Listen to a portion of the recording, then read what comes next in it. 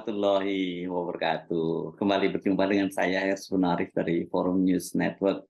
Sensasi gaya hidup mewah dan wah Vidya Piscarita, istri Kepala Badan Pertanahan Nasional Jakarta Timur, itu masih terus jadi perbincangan para netizen.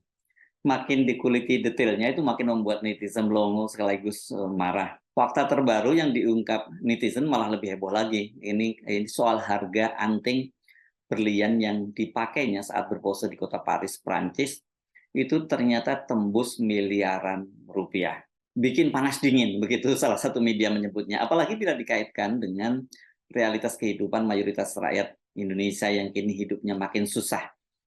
Ini karena berbagai subsidi kan sekarang dicabut, dan harga-harga kebutuhan pokok terus meroket.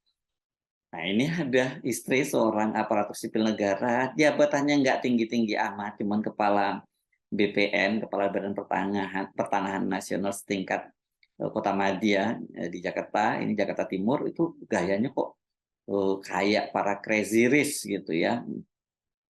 Kehebohan bermula dari cuitan akun @yogasata.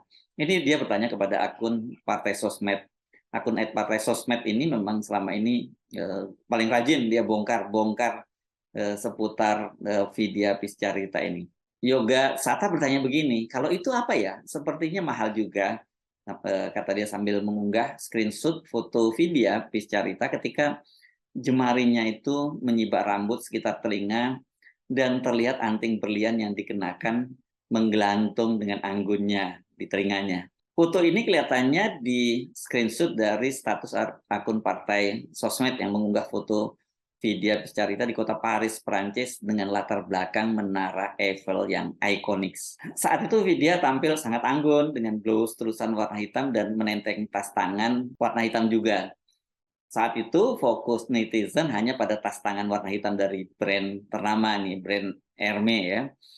Akun partai sosmed itu bahkan menampilkan foto tas tangan itu yang diambil dari web hanstreet.com. Di situ disebutkan bahwa tas tangan itu adalah Hermes Birkin 30 bag. Ini maafkan kalau saya salah menyebutnya ya, saya tidak tahu apakah ini seri atau apa gitu ya.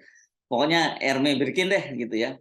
Dan di bawahnya itu disertai keterangan harganya itu Rp293.550.016. Ini disebutnya IDR gitu, ada RP dan ada IDR. Ya kalau kita bulatkan menjadi Rp293.550.000.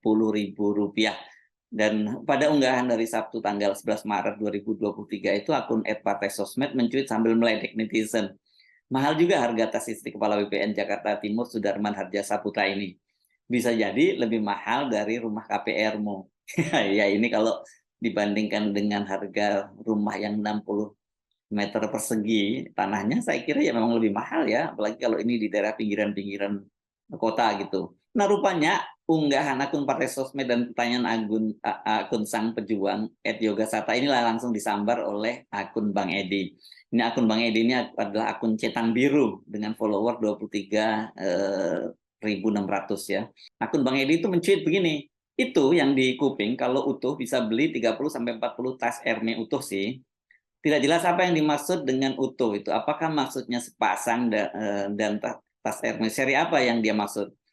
Karena harga tas Hermes itu sangat bervariasi.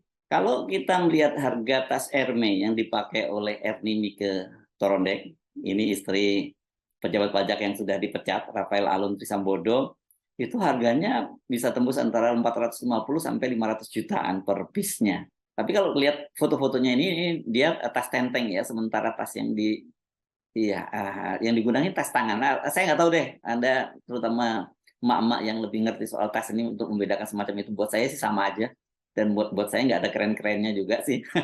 Kalau Anda misalnya kebetulan membawa tas itu dan berlenggang-lenggok di depan saya sambil menenteng tas itu, sambil tangan Anda dibeginikan gitu gayanya ya, buat saya tuh nggak ada ngaruhnya, karena saya tidak tahu harganya, dan buat apa juga pamer-pamer seperti itu ya.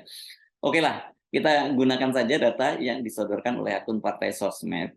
Itu harga tas tangan Hermes Birkin yang dipakai oleh Vidya itu tadi Rp293.550.000. Ini kalau seperti yang dikatakan oleh Bang Edi, itu dikalikan 30 berarti harganya itu tembus 8,8 miliar rupiah. Tapi kalau dikalikan 40, maka harganya bisa mencapai 11 miliar 742 juta rupiah.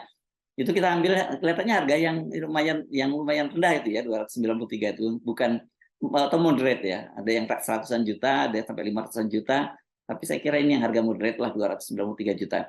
Ini benar-benar gaya hidup yang hanya bisa dilakukan oleh mereka yang benar-benar yang disebut para sultan atau crazy rich alias kaya goblok gitu ya.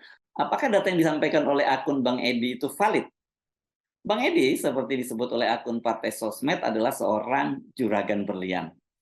Kalau juragan berlian, Bang Edi, sudah ngomong begini, berat deh urusannya. Siapa sih Bang Edi ini?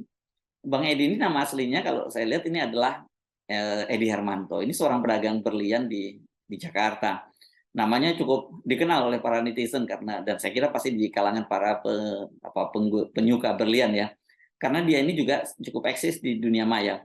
Jadi tampaknya info yang dia sampaikan ini cukup valid. Artinya berlian yang dipakai oleh Vidya Piscarista, istri Sudarman itu bisa miliaran harganya ya. Bahkan tembus 11-an miliar tadi.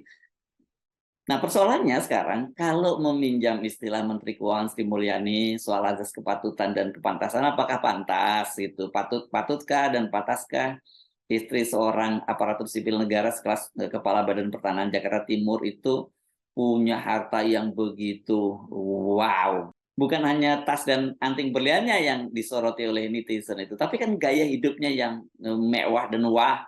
Ya, kalau kita lihat kan foto-fotonya dia terbang ke kota-kota dunia, kota-kota wisata dunia di Eropa dan di Asia dengan dengan menggunakan penerbangan first class. Ini bukan hanya dia sendiri, ada ini foto yang ini yang saya kira sudah Anda sempat tonton dan juga viral, ini dia menggunakan penerbangan first class bersama 2 orang anaknya. Bisa jadi kalau kita lihat fotonya dia bertiga, ya kemungkinan besar yang mengabadikannya juga Sudarman. Artinya mereka satu keluarga terbang dalam penerbangan first class. Wah, ini eselon berapa sih Sudarman ini? Saya menduga kemarin eselonnya mungkin nggak jauh dari Rafael, apalagi dari usia dia pasti lebih muda dari Rafael ya. Mungkin eselon 3 juga ini ya.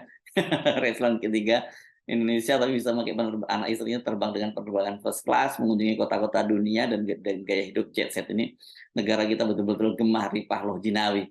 Itu buat sebagian saja yang menjadi pejabat, bukan buat Anda ya, yang rakyat jelata.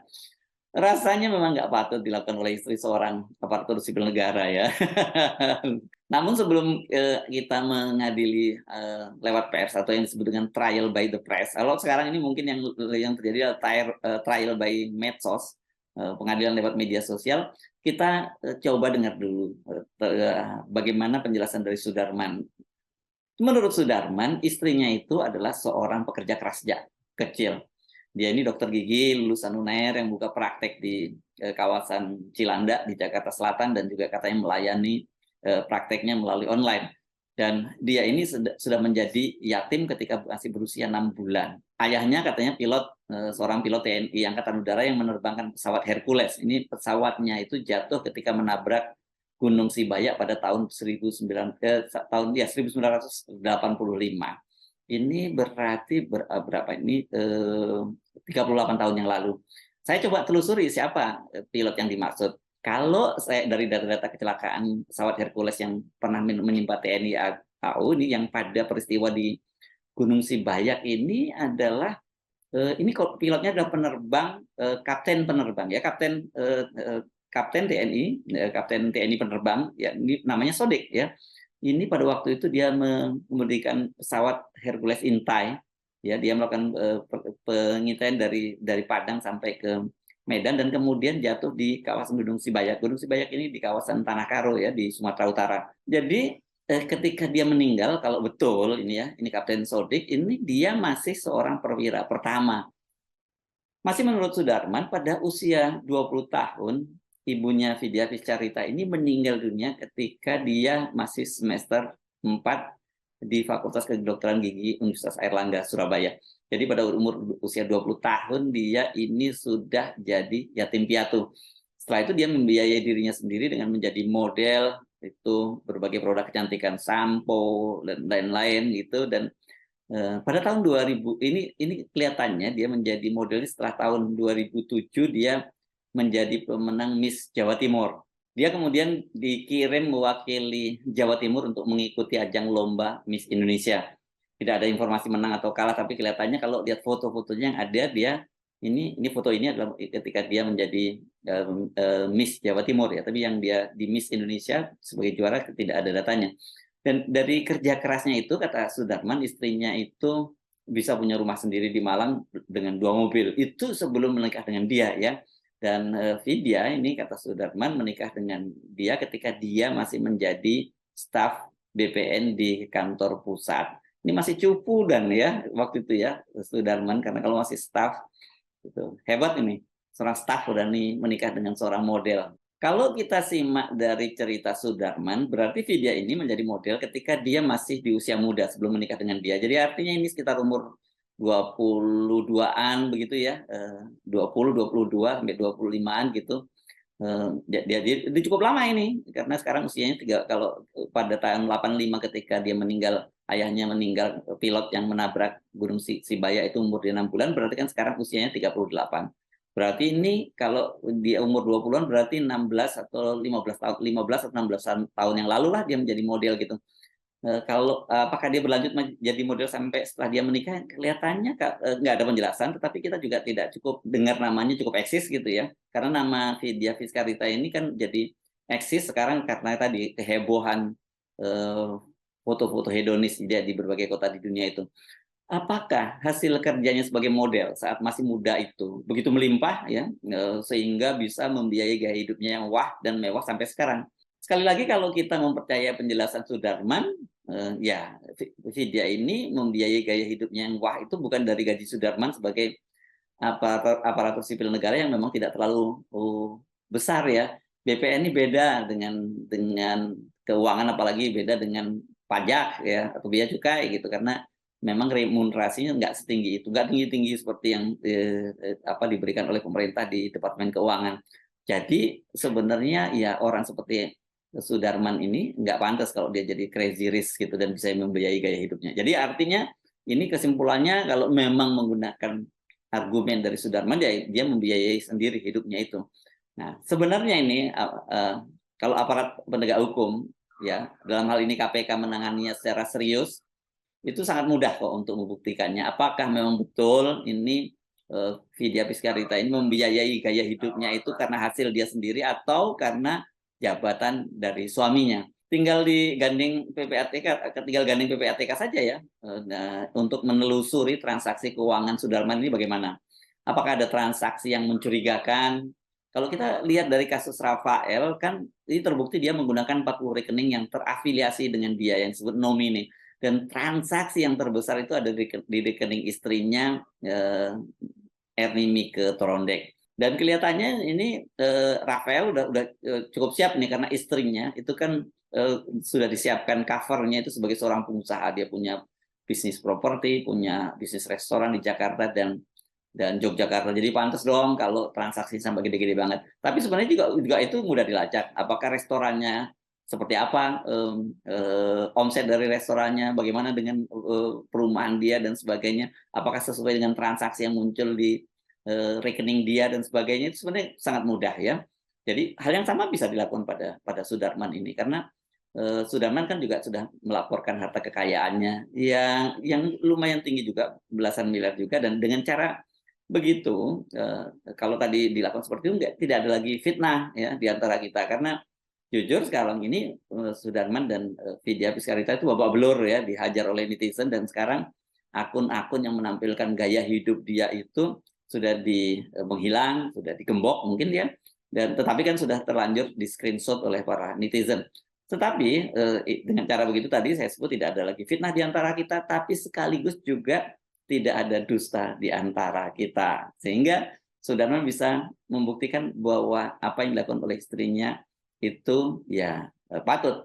Tapi kalau terpatut, apakah pantas dilakukan, itu soal yang berbeda. Saya kira itu soal etika. Tapi yang kita urusin adalah soal korupsinya. Apakah itu ada ada harta-harta yang digunakan untuk bermewah-mewah itu hasil korupsi atau hasil pencucian uang, itu saya kira yang menjadi concern kita semua.